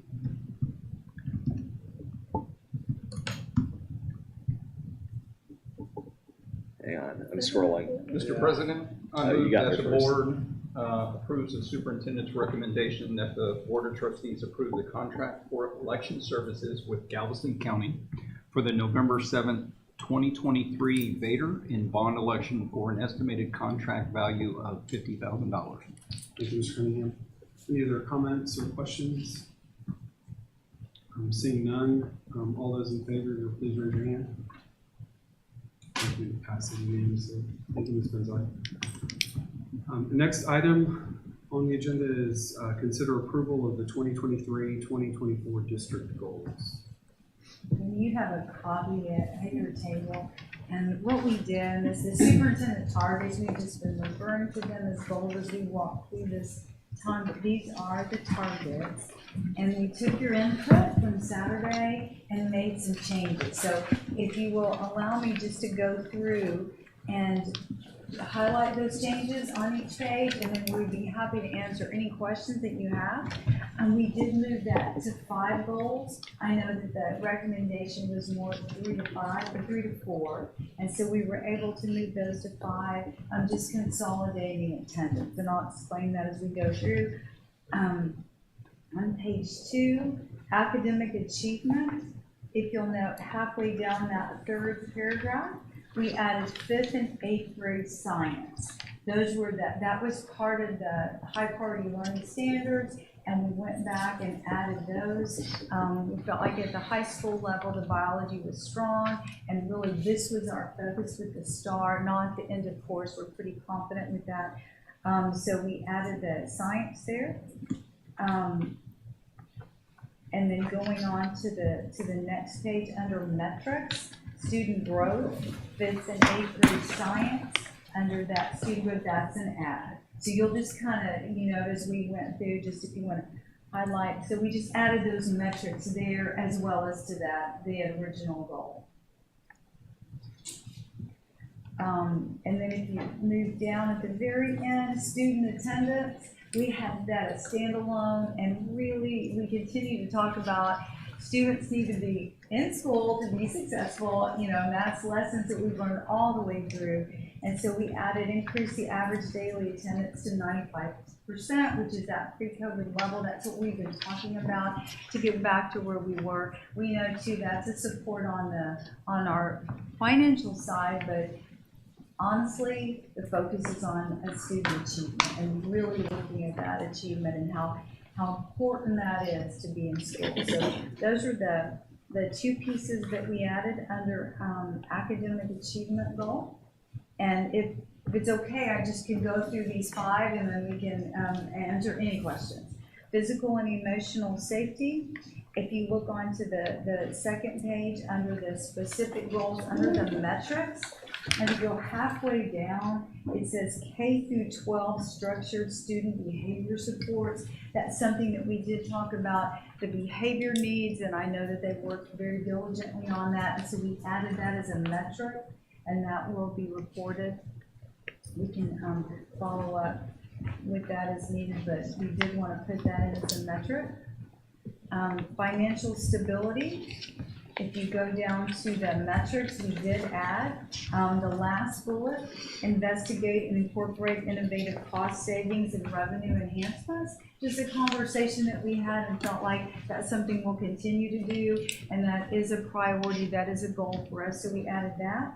And looking at those savings. And like I said, I'm moving quite quickly, so please slow me down. Just wanted to have plenty of time to go back and answer anything. Our changes were definitely straight from our conversations on Saturday. And then moving to culture and belonging. Just I think a good change in that third bullet, increase resources and time allocation to incorporate elements of leader and me. That is something that specifically those tools that we're going to be adding, the leader and me, and that's a part of our district-wide initiative. And the bullet right above that, just the semantics are important, I believe. Streamline and improve communications with all employees instead of to. That was a good recommendation, and so we made that recommendation also. And finally, Vision 2030, there were no changes on it. So those are a summary of what we put in. Is there something that you feel like we needed to continue to look at, to add? We are wanting to continue to get your feedback. We will be talking with our entire district staff on Wednesday, and would like to be able to communicate that direction and that vision. I think it's so important that we set these targets, such as attendance, that some of these things that we know our entire staff are going to be a part of these conversations. So anyway, that's the input that we received, and we are all here. Cabinet is certainly each one presented, but we felt like it would be to expedite the conversation, just to share the changes, and then we'll be glad to answer any questions that you have on any of this. All right. So, first of all, I think all of these changes are great. I think y'all did a great job of incorporating our feedback from the not workshop, because this is a workshop, the retreat. Whatever we want to call it. But I think we had a great discussion then, and that's reflected in this document. So thank you for that. The one item that I still am kind of struggling with is the K-12 structured student behavior support. And and maybe this is a larger philosophical discussion, but I think when we use the phrase behavior, it's about the student and trying to change the student. And I think that's more of a long-term issue. We have students who come to us with a lot of, from a variety of backgrounds, their home lives are different, their challenges are different, and that's not something that necessarily a specific teacher can fix. I think over time we want to make sure students are getting the support they need, but for a lot of teachers, there's going to be an immediate concern of I have a student who is creating a disruption right now, and they need support from administration right now. And when you have one student who's disrupting a classroom out of 20, then all 20 students are not receiving the education they need to because the teacher is having to deal with the one student. So, and I think it is something that contributes to turnover, and it contributes to frustration with the entire profession, and even some parents' parental frustration. And it's built over time, I think. Is there a way we can change this to, instead of saying K-12 structured student behavior support, could we change it to K-12 structured classroom discipline support? I think part of it, and you know, to your point, honestly, we've seen it across. I mean, this has been a problem that we've been addressing, and I know that staff and Ms. Hughes made it a target even back last spring. What can we do? We did see more of an issue at the elementary, I'll be honest, than we did secondary. Not that we're not seeing it at secondary, but it's certainly more highlighted at the elementary with these children coming in with probably less of a structure than we were accustomed to. But do you want to address that just a little bit about what, you know, the language and why the language was selected for this? I think we're talking about definitely coming about, as you stated, from two different points with the same concern for behavior and discipline. This is what is proposed here is like that tier 1 classroom structure that we feel like we want to support teachers with district-wide. Tier 1 of all the supports with clarity so that we can capture that data so that we can adjust and respond and support in that. But additionally, that doesn't negate the fact that we have those two, we're naming them tier 3 behaviors, those really dynamic moments in which you were describing that need to be addressed as well. So certainly, and then that's responding to that behavior, and that's responding to and taking care of that. When you say discipline, we definitely additionally, both elementary and secondary, have started this year with all administrators on recalibrating and resetting structures and routines in regard to discipline as well, which coming out of post-COVID last year was a little different. So that has been a point that administrators have brought up as well. I know that, so this metric here is specifically about behavior and that tier 1. So you're reading that exactly right, and it's not hitting exactly to where you're hoping to see us do. As far as a metric on that, I guess if there's a metric for discipline, definitely it's where we are with our PBIS and with and how we respond to discipline. And we could talk about the structure of how we're calibrating that. Yeah, well, I think PBIS is a larger conversation because I remember when I was originally elected to the board, we got a lot of reporting about PBIS and the progress of that program, our fidelity to it, and then it seems like something that kind of fell apart during COVID, and we never really heard about it again. We have an opportunity for you. Yeah, well, I mean, maybe we need to revisit that in a future workshop or something. But kind of the way I think about it, maybe a good comparison would be like if you have an intersection that has a lot of car crashes, right? So you've got drivers every day who are crashing their cars, like getting in collisions at this intersection, and there are two different problems that have to be solved. You have to get the wrecked cars off of the road, and you have to fix the intersection. But it might take a year or 2 years or 3 years to do the engineering, change the timing of the lights, improve visibility, add new lanes, whatever you have to do to an intersection to make it safe. And meanwhile, you have car crashes that you've got to respond to. And it's two completely different questions.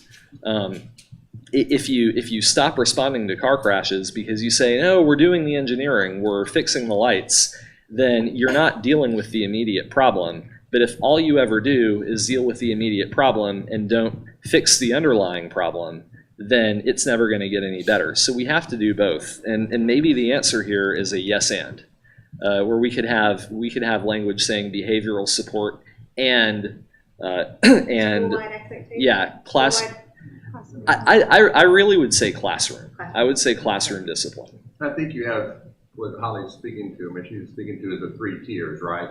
There's 80% of it falls into that tier 1, and we're going to provide the support for those teachers for those incidents where discipline may not be an action that is necessary. Within tier 2, maybe 15% where the discipline may be just dealt with in the classroom by the teacher, exactly. And then what you're talking about is that car crash and intersection, which is a tier 3, which is about 5%, and that may be a school, obviously consequence or discipline, so that's why it's worded as K-12 structured student behavior support, because we want to be able to provide the support to all teachers for all tiers, not just that 5% car crash that's in that intersection, but also that speeding ticket going down the road where they didn't yield. And going back, I was thinking about that, whether students or teachers have not had the kind of support and professional that learning that we tended to provide for that classroom structure. We have a lot of teachers that have come out of school in the last couple of years. They didn't receive the things that we are accustomed to providing for them, including that PBI. So I wonder, but definitely that structured student support. There are things that you can do that they may not even realize so that it never escalates up. But if you don't have those supports, you don't know what that is, it could really create a problem. But, and we could definitely, we talked about the PBIS piece, and because that's part of this, what is that school-wide support? And there is definitely something at the, the serious incidents, which we are, continue to align. And I know that you've met with administrators to kind of align that conversation too. So we've done that. So I don't know if we want to, that really is, it's a very, very purposeful plan, that's something that we really haven't seen and really put together like that. So really commend the team, because it looks like our academic intervention only is behavior intervention, tier 1, tier 2, tier 3. I want to be careful with the word discipline because it does have a negative connotation to it, and it doesn't always apply to every situation. The support is what applies to every situation, and within that support there may be obviously a discipline consequence. So that's kind of the reason why the wording and the verbiage is support rather than discipline, because we want to be able to address all matters that are in the classroom. Want teachers to be supported though, that's the shared goal. Yeah, I really would feel better about this if we had the phrase classroom discipline in this target somewhere, and maybe the wording needs to be moved around or something like that. I mean, I'm in favor of us talking about behavior support too and evaluating that, but I think discipline is not a dirty word; it's an expectation. And what about management? What about like classroom management versus? I think that puts the burden on the teacher versus, the burden on the. I don't know. It's very touchy, Like if you say classroom management, then you're kind of saying something is wrong with how the classroom is being run, and you're trying to fix it. And that's not really, I think, what we would be saying. Like discipline is a positive state that we're trying to inculcate and maintain, and so. Well, I was just going to say, Dr. Engel and I picked up on expected behavior. Now that was referencing employees, but it also could reference the students as well, and maybe a way of enforcing, discipline is expected behavior of the student. What if we say K-12 structured student expected behavior? Yeah. Support. You know what I'm, Because it does, I mean, I was thinking that too, yeah, that was almost adults and employability. It is. That's exactly well, right, and what are it, we? and it goes to what Ms. Hughes said Uh-huh. with, and I'm tying into one of my points was the teacher retention, which is support for teachers. But does expected behavior, you know, it's both. See, I've been sitting here listening to this discussion, and I've been trying to think of it in terms of, okay, we adopt this as our goal, we get around to doing the eval, you know, the board, you know, how our performance was. How do I evaluate K-12 structured student behavior support if you provide a structure to our teachers and you effectively communicate that and you effectively implement that? Do I give you 100% on that? I mean, what are we really talking about doing here? And I thought, no, go ahead. Well, I thought about, do we need to look at referral? I mean, you know, our measure of disruption, if you will, going back to that, is referrals, you know, office referrals. And we can always look at a metric for that because, but is an office referral necessarily a negative thing? No. You know, because, I mean, if it's very disruptive, we need to have that referral. Our goal would be to decrease the number of referrals because we want to be able to create this student expected behaviors support so that we don't have the referrals. But also, if you look at no referrals, if there's a zero, then you're thinking, what is the problem there? Yeah, I mean, you know, is that reality? So, That calibration. what are you thinking? Yeah, it's a calibration. Well, should we be measuring student behavior then, ultimately? So I've been like, as we've been talking, I've been really thinking about like what is actually the difference between discipline and behavior, and why.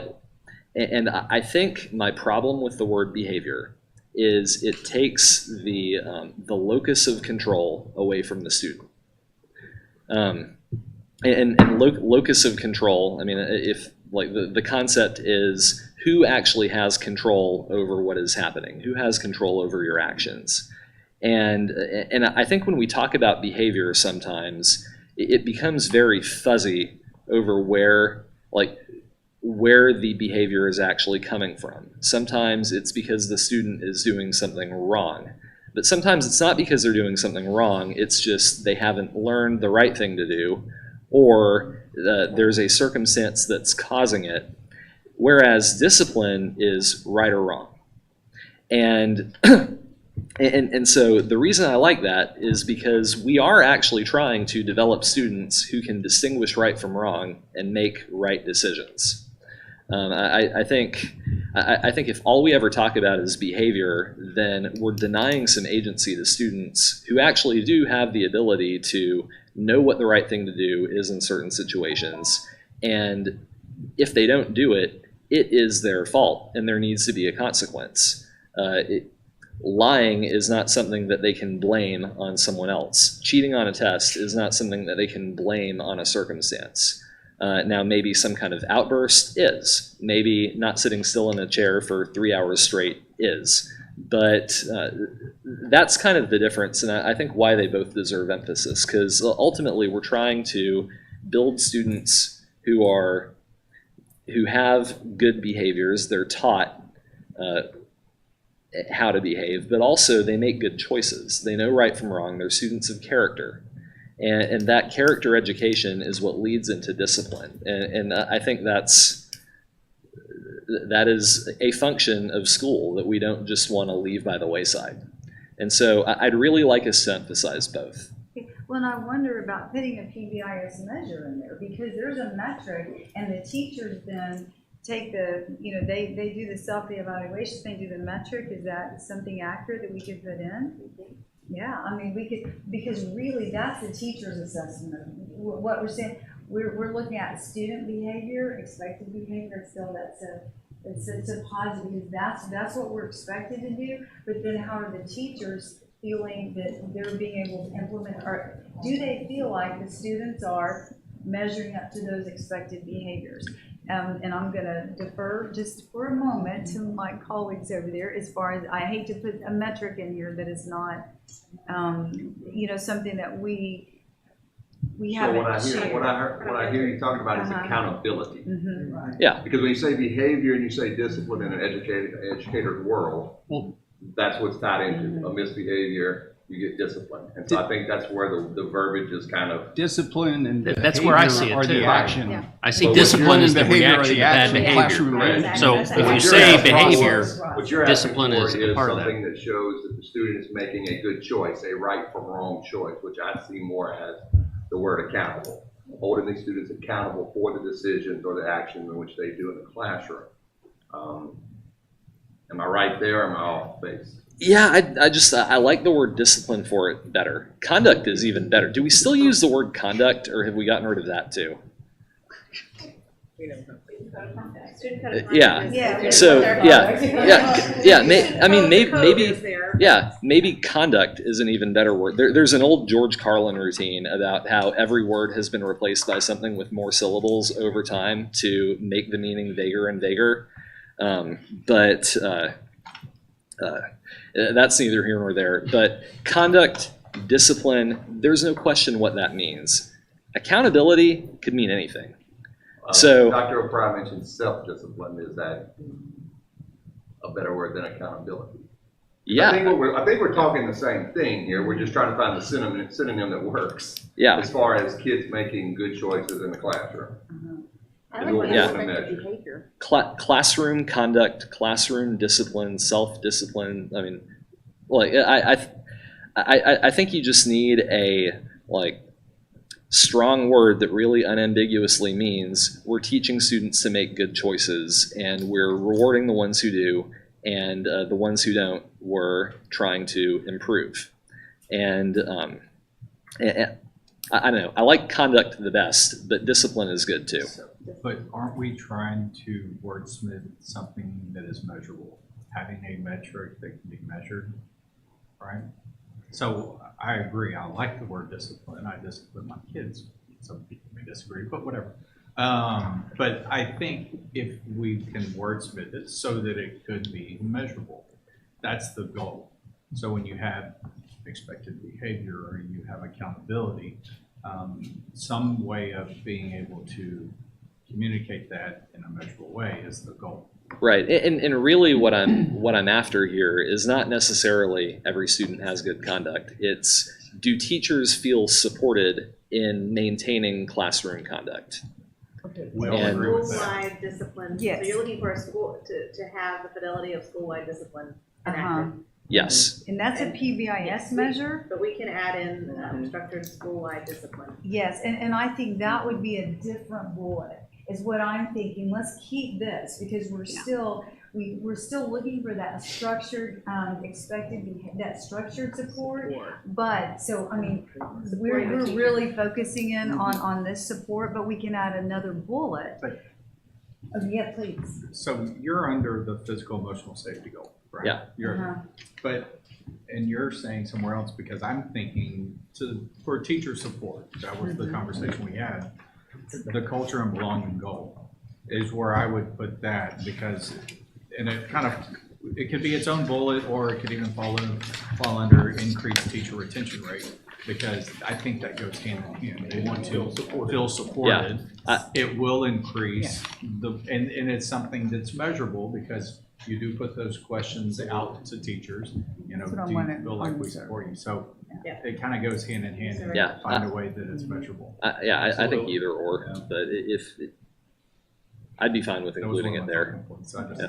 slapped it in there. Yeah, if we could keep that, but I'm thinking let's add, because, let's go ahead and name that. Is it possible to add it under, and what are you writing, Ms. Paulson? Let's see if we can Increase wordsmith it. teacher, Yeah, under the- increase teacher retention through school-wide discipline support. I like that.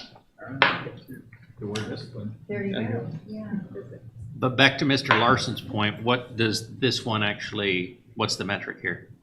On the current, as it is current under the Over K-12 structure, what's the metric? Yeah, go ahead, you wanna share that?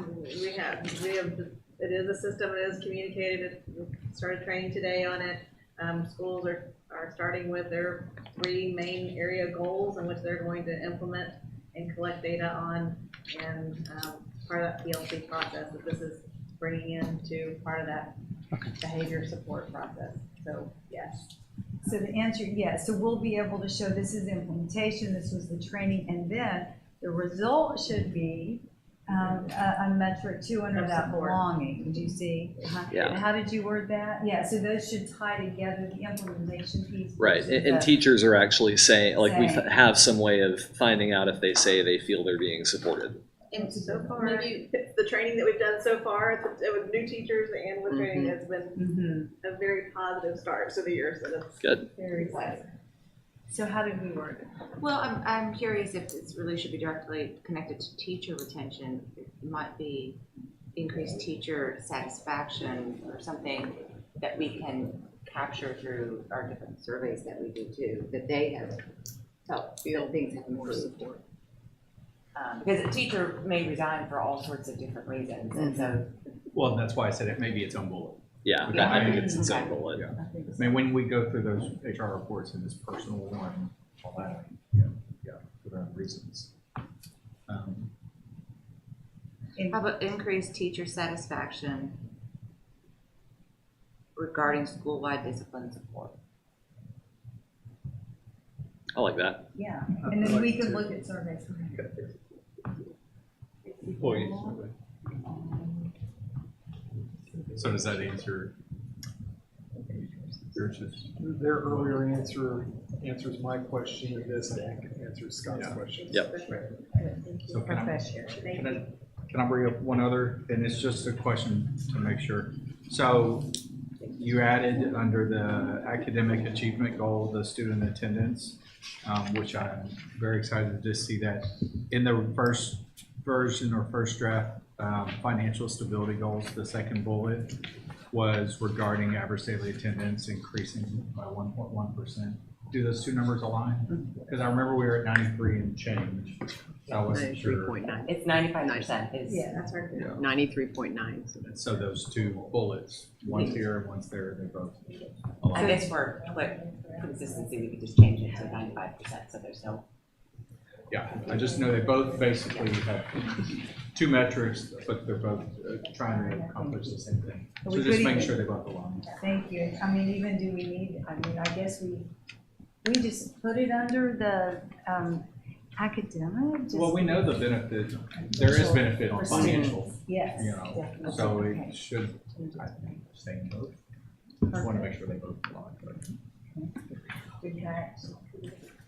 So not a question, just a thank you. I think this community was built on science, and adding science into what we measure, I think, is important, and it represents what our community is. So thank you for doing that. Any other questions or comments? So recognizing, I guess, the changes, the final edits that would be made, but also knowing the desire to share these with campuses soon, as soon as Wednesday, or At least an overview, just to share the direction from the board, the overview, and so we just, the changes that were made, let me just confirm. Under the culture of belonging, did you read that, Ms. Paulson? Sure. Increase teacher satisfaction through school-wide discipline supports.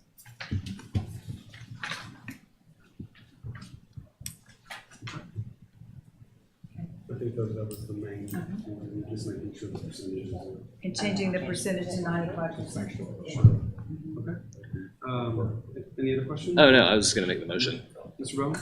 Yeah, Mr. President, I move that we accept that we approve the 2023-2024 district goals as presented and with the discussed addition.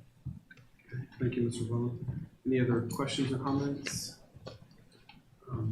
Seeing none, all those in favor, if you'll please raise your right hand. You'll consider approval of the 2023-2024 district goals. Thank you. Thank you. Thanks, Thank you all everyone. very much. Next item on the agenda is discuss potential voter approval tax rate election. Ms. Benz, I'm just gonna give you a summary of some of the timelines and expectations.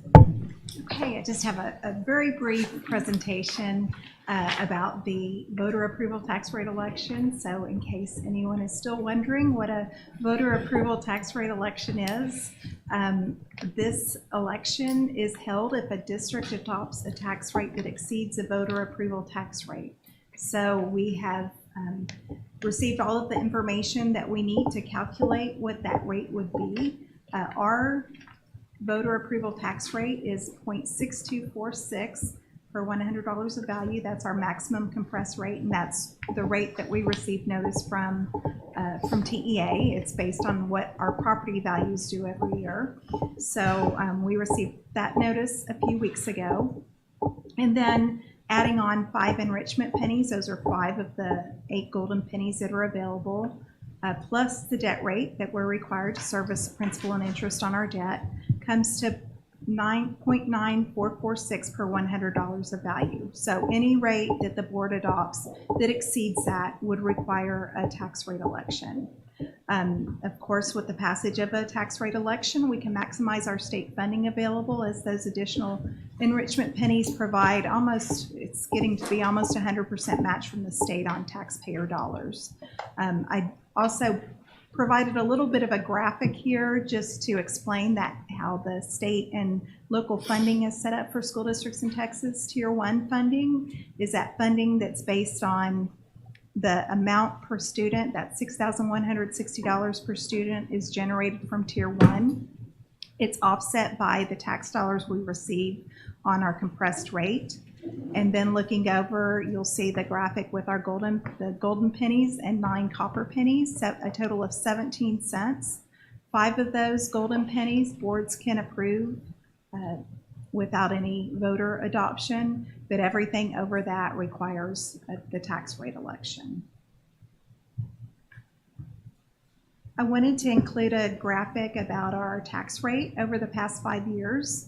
So if you look over at the arrow over under 23-24, at the next board meeting in August, we will be asking you to adopt the tax rate of 0.9746 per $100 of value.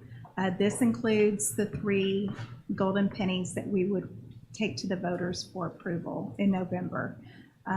Looking over, it's interesting to see the drop that we incurred annually on our tax rate. This is a combination of not only our debt rate going down over the years from a high of 34 cents to 27 cents, but it's mainly because of that maximum compressed rate, that rate that TEA sets for us annually based on our property value growth.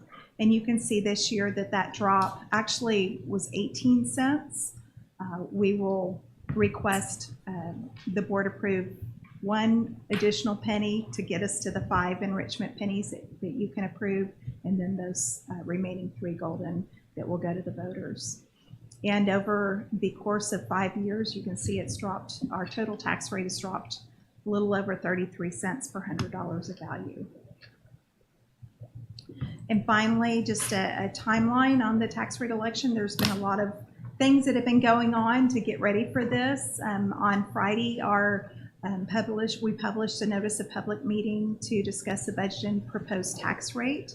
That provides information in the newspaper for our citizens. It's in Harris and Galveston County that outlines the date of that public meeting that will be held to discuss these 2 things. On August 21st, at Monday's board meeting, we will have several items that we'll go through, but the main things we'll have a public hearing to discuss the budget and tax rate. We'll also ask the board to adopt the 23-24 budget. We'll ask the board to adopt that tax rate, and then we'll ask the board to adopt an order calling for the election. At the September board meeting, we will have the results of the efficiency audit, and that will be an agenda item to discuss those results there. And then finally, November 7th is election day. I wanted also to show, this has caused quite a bit of chatter among various school districts out there that are looking at doing tax rate elections in November. But the ballot language I have shown here, it's very interesting language because it's usually you would see, you have to enter your ad valorem tax rate, but you also have to enter the rate, the increase in the maintenance and operations revenue that we will see from this tax rate. It's usually an increase. In a normal situation, it would be an increase, but because of the compression and because of the that 18 cents that we're compressing our tax rate, and because of the increase in the homestead exemption from 40,000 to 100,000, this number is actually a negative. And so we're still running some numbers, but based on the numbers that I've received from our tax assessor collector, that wording will result in an increase of a negative 19.87%.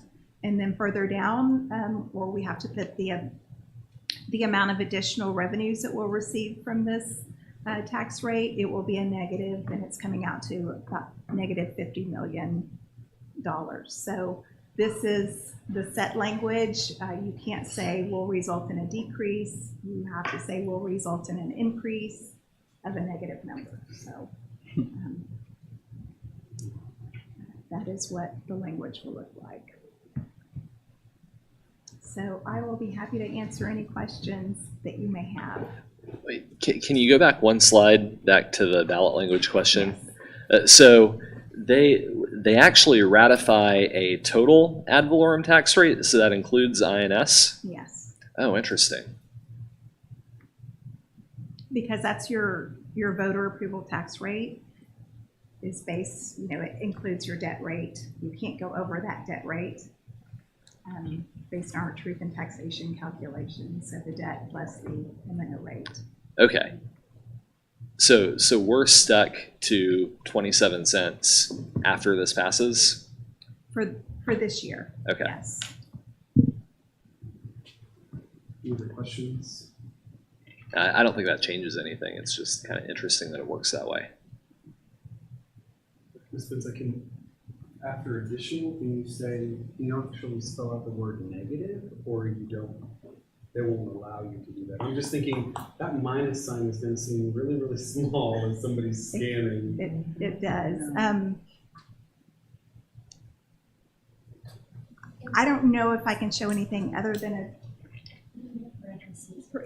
negative or parentheses. So I have to check with bond counsel, with our bond counsel that's working with us. I think parentheses are going to be, I mean, we know what that means because like people who are used to looking at budgets are, but other people are not going to know what that means. And I don't know if that would be helpful or not. I was just trying to think, how do you draw some And it doesn't attention? show in red either. Right. No, Right. and it's all, yes, it's, Right. this is colorful, but it will not be colorful. But I did have another district that is doing a tax rate election. Their attorney had them putting the negative signed by those. Okay. Any other questions or comments? Can we get this presentation? Or Friday packet? Excuse me? Can we get this presentation in our Friday packet? Yes. Okay. Thank you. Thank you, Ms. Benzai.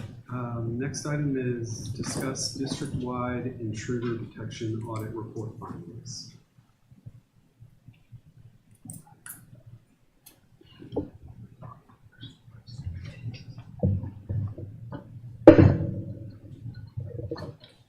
Good evening.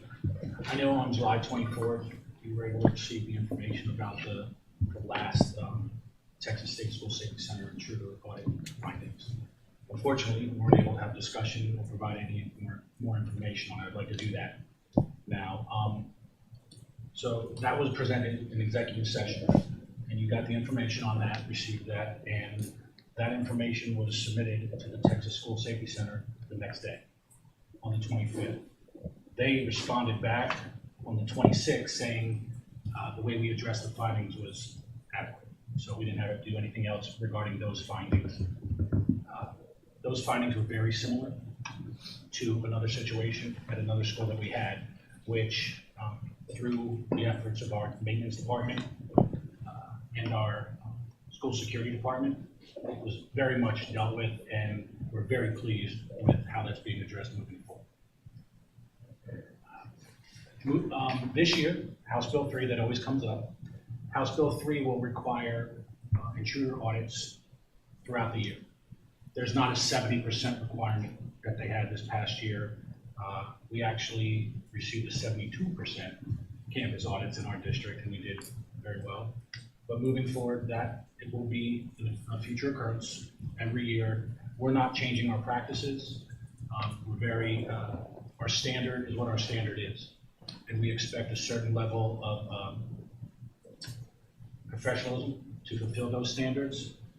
We are very happy with where we're at, but we're always looking to grow.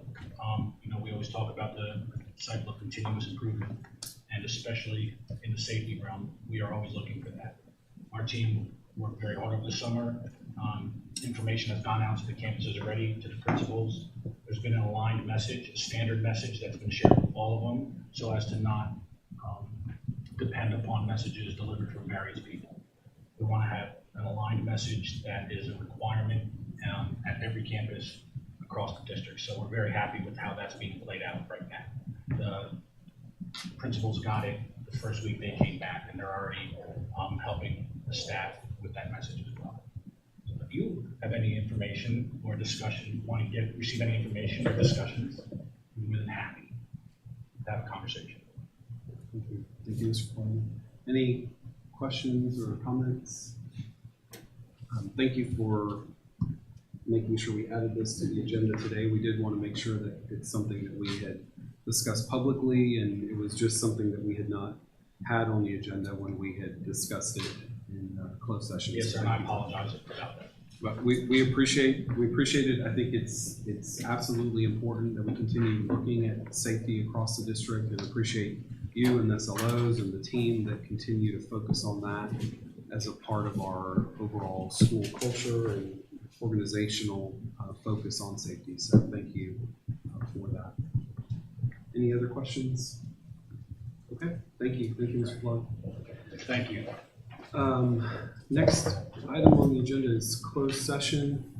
So the board will now move to closed session as authorized by the Texas Open Meetings Act, Texas Government Code 551.001 concerning purposes permitted by the act, including 551.071 consultation with attorney, 551.072 deliberation regarding real property, 551.074 deliberate the appointment, employment, evaluation, reassignments, duties, discipline, or dismissal of a public employee, or to hear a complaint or charge against an employee. We'll go into closed session at 6:37.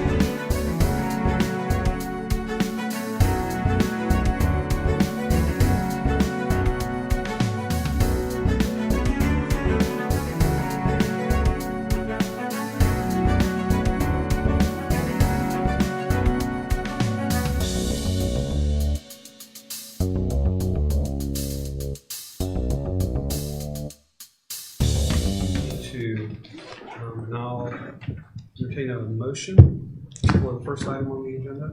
Mr. President, Mr. Trump? I move that we approve the superintendent's recommendation for internal auditor of Jennifer Easton. Thank you, Mr. Trump. Any questions or comments? Seeing none, we'll take it for a vote. If you'll please raise your right hand. Thank you. It passes unanimous. Rebecca, did you want to? Yes, thank you very much. Ms. Easton has experience as a senior accountant, tax accountant, controller, audit manager, tax accountant, and really important for our district, has been very involved in booster clubs and club treasurer for several different booster clubs. So we are very excited about her joining the district. Thank you very much. Thank you. Thank you, Dr. The next item on the agenda, item B, consider adoption of board resolution authorizing the sale of approximately 1.5 acres, generally known as 1001 Magnolia Street, Webster, in Harris County, Texas. Mr. President? Mr. Rogers? Yeah, I think I have to say that part. I move that we adopt a resolution declaring as surplus and authorizing the sale of approximately 1.5 acres, generally known as 1001 Magnolia Street, Webster, in Harris County, Texas, as further described in the resolution.